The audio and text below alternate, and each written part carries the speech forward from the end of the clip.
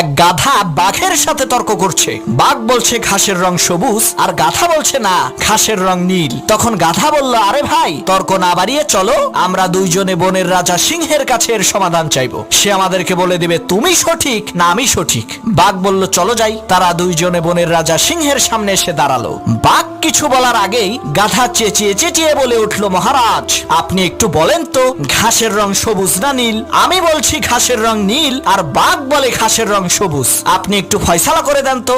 সিংহ বলে, এই ফয়সালা পরে করব, আগে বাঘের ফয়সালা করি। সিংহ বাঘকে উদ্দেশ্য করে বলল, বেটা বেকুব, তুই এই বন থেকে বের হয়ে যা, আগামী 1 মাসের মধ্যে এই বনে প্রবেশ করবি না।